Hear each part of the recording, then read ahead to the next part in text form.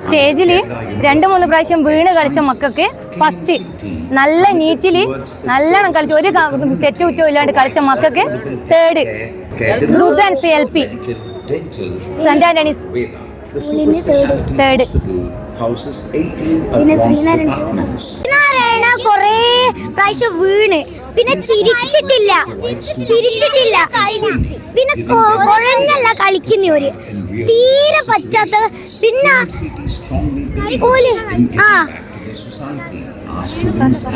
ഓല് വീണ് ഇത് ജഡ്ജസും തീരെ ഇതാകുന്നില്ല.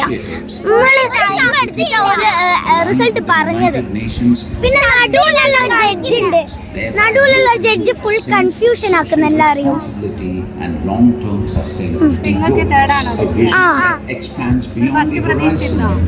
ഫസ്റ്റോ സെക്കൻഡോ കിട്ടിയാലും കുഴപ്പമില്ലേനു.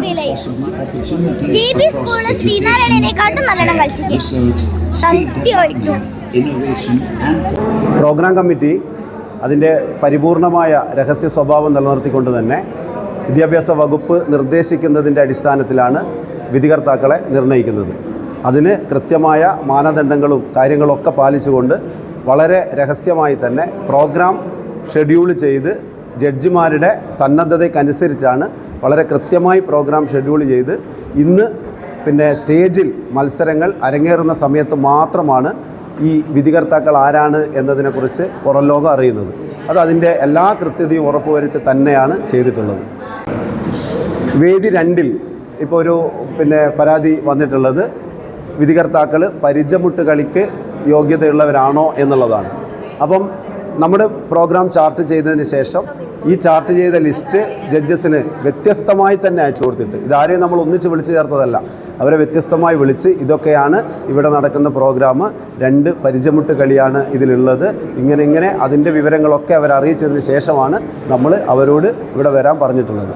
അതല്ലാതെ പ്രോഗ്രാം കമ്മിറ്റി ഇവരുമായി മറ്റ് ഒരു തരത്തിലുള്ള ബന്ധപ്പെടലുകളും നടത്തിയിട്ടില്ല.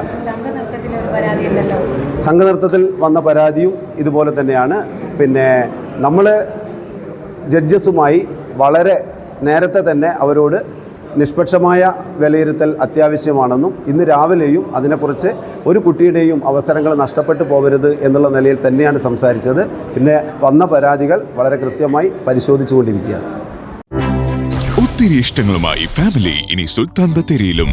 ഫാമിലി വെഡിംഗ് സെന്ററിന്റെ ഏറ്റവും പുതിയ ഷോറൂം നവംബർ 8-ന് ബത്തേരിയിൽ പ്രവർത്തനം ആരംഭിക്കുന്നു.